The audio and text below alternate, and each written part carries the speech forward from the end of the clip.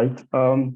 Thank you very much, Wangeshi and Anne, Joy. And this is a great, activity. It's was long overdue, and I must say, trade is the way to go. Like you have rightly said, worked with NGOs for about 20 years. And the funny thing is, with all due respect to people working in the development sector, is you keep recycling problems. Every day you are faced with the challenge that doesn't seem to end. So I made a decision one day to go into business, never regretted, because business provides solutions, and you can see, change, jobs created, goods created, people trading. And so I went into business and I've never looked back. I just to give a little background is I ran two training companies, one in Kenya and the other one in the Netherlands, Capacity Africa Institute and Strategia Netherlands. And apart from that, when I moved to the Netherlands about 6 years ago, I started identifying opportunities how Africa, can be put to a better position. And one of the niches is identifying investment opportunities for businesses in Africa through the international connections. And we have a conference done annually in Amsterdam. This last year and this year, we've not been able to undertake the conference because of COVID, but we hope we have this conference coming up next year. We've also done trade missions where we bring in businesses from Africa to benchmark on what works best, and also trade the missions for European market to Africa. One of the other things I do is, and actually this came in as a result of the opportunities, which came through COVID, is connecting businesses, African businesses, with investors in Europe. There's a lot of money for startups and for even business scale-ups. And we have money for some of these areas. I know this question will come up later. In technology, it's big. In fact, in the last 2 years, of 350 startups have set up, foot in Africa. Agribusiness is huge, and this is a lesson also we learned from COVID, that people, despite the crisis, must eat. So agribusiness is huge. Lots of investors, investing in Africa.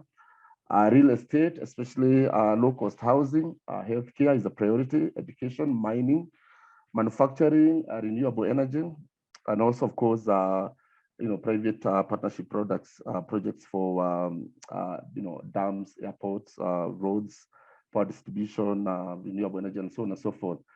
So what we are doing is, I stand in as a representative of about 10 international investors and connect, businesses for some of those opportunities. Because one of the challenges facing businesses in Africa is access to finance and also access to trading opportunities.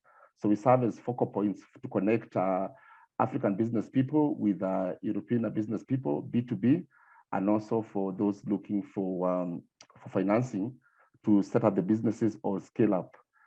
I know this might look, rather out of topic, but I have my own observations, and I want to quickly list them. In terms of when we go to discuss the brands, there's a perception about Africa. In fact, you want to ask yourself the criteria used to determine the position of our brands, across the globe. But I quickly want to bring in some biases, and I know this may have been discussed in some of the other sessions, and one of which is that, against the light of what we're going to discuss, is that development economies do not regard African brands very highly. In fact, not at all. So that's the first bias. And I want to give an example of what has been happening about vaccination. If vaccine was discovered in Africa, trust me, nobody would have trusted it. So even as we discuss our brands, there's already a big bias against African products and goods and services. So as a starting point. And the second bias I have is that developed economies treat Africa just for the purpose of raw material producer and not as a trade or export partner. So that even as we go on to delve into the real issue of brands, we know there's a bias even in determining how far our goods and services can go. The question our quality, the question everything about our goods. And then of course, you know, we are producers of raw materials such as cocoa, coffee, tea, minerals, oil, tobacco, and now the big thing is cannabis, nuts, which then are brought back home to Africa at big prices, and we have to pay for them. You know, we buy machinery, cars, you know, name them medicine, fuels, technology, chocolate, bicycles, and motorcycles, cereals, beauty products. You know, we are big now in buying imported goods from developed nations. So there's a whole lot of market distortion, even as we come to the brands. You all know, for example, Africa only exports about 3% of the global trade. In fact, Netherlands actually exports more to the rest of the world than the whole of Africa, and it's a big shame. So the quality of our goods is highly questioned.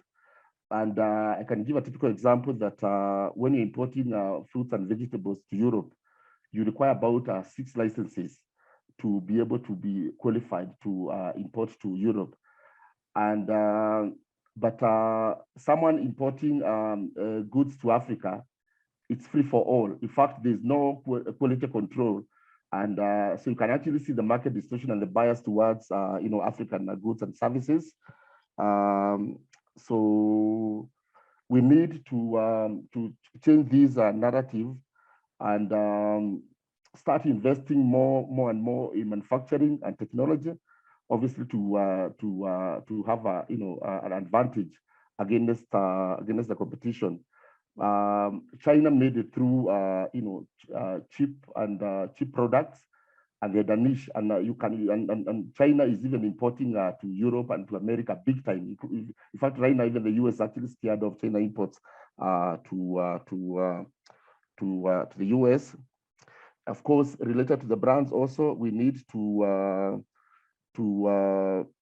identify niches and invest in innovations. And also, and this I think you mentioned in your questions, is that we need to start enhancing or creating brands that are identified with, you know, such as the Turkish carpets or the Iran carpets or the Italian shoes.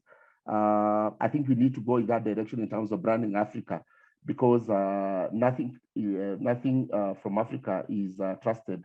From my experience, the Netherlands, they do not have you know, much trust in anything African. So we need to do a lot more. And of course, it's important that, of course, related to that is trading among ourselves. And I don't need to add this, I'm sure we'll be saying in the conference, is the way to go. Let's win at home first, as much as possible. And again, I say the conference is timely. So thank you very much. All right. Thank you very much, Wangeshi.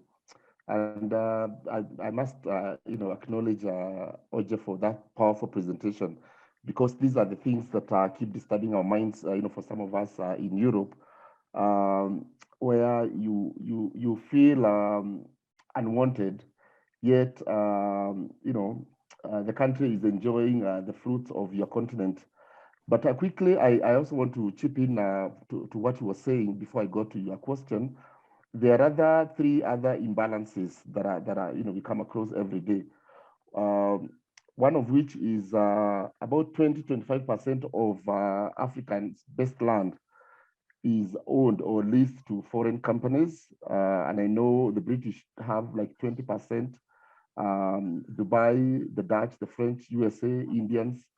So and they grow, you know, they farm on this land and export to their countries. So that now also, you know, leaves Africans at a disadvantage. That's a very, very important point. And I know, in fact, I know for sure the Dutch government actually sponsors its citizens to give them almost 0%, loan-free money to come and farm in Africa. I know of some Dutch who are farming in Eldoret, they're farming in Tanzania, and they are big in growing flowers in Naivasha. And when they take these products to Europe, they have an advantage, they have ready markets, and so you can see the imbalance. The other imbalance is, even when talking about these brands, including MTN and Safaricom, Vodafone, you ask yourself, who owns these huge investments? They are all owned by foreign investors, except creating jobs and paying taxes. All the profits go back to Europe, and that still also leaves us at some advantage, in a big way. So those are key areas. But however, we all know and we are conscious of the unemployment challenges in Africa. I know I worry so much actually about unemployment situation in Kenya, because I come from Kenya, and and of course you have all these politics.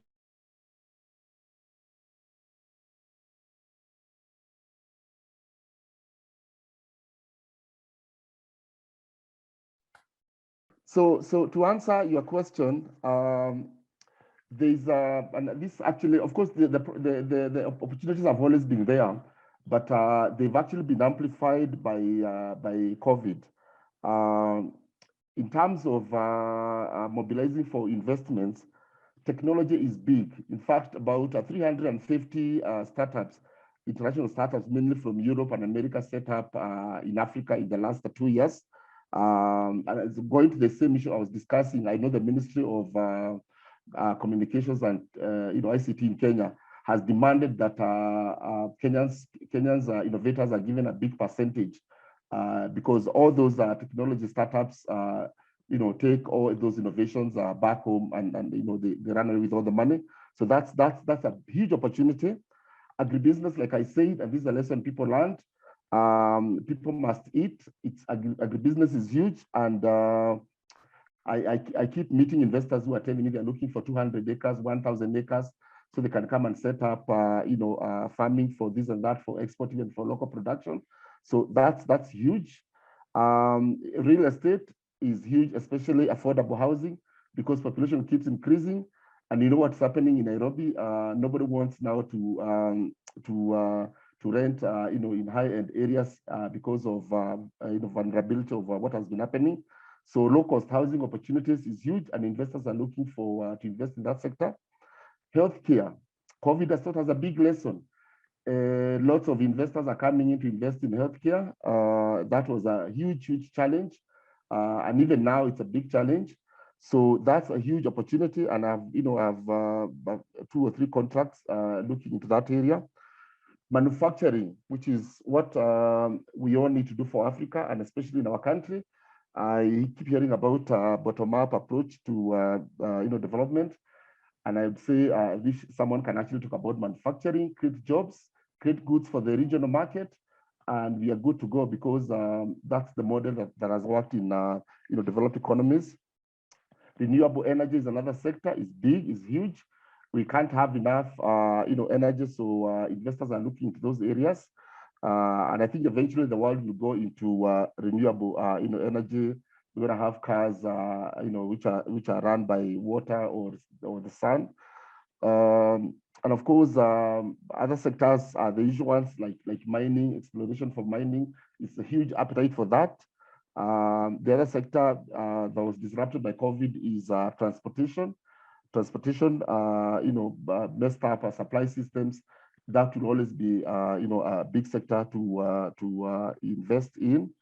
And of course, the usual, government to government projects or public-private partnership. So those are the areas that have a huge interest. Of course, unfortunately, nobody wants to touch tourism. Unfortunately, that might take a long time to recover because of the fear of COVID. As long as it's COVID, people are scared of traveling. In fact, even last week, even the Dutch government actually advised its citizens not to travel because the numbers of COVID are still increasing. So that's a challenge. Air travel will still be, nobody wants to invest in that sector. Lots of jobs lost in the hospitality industry, like hotels. will take many years to recover. They may never be recovered. You know what's happening even in Kenya. Hilton, Norfolk shut down.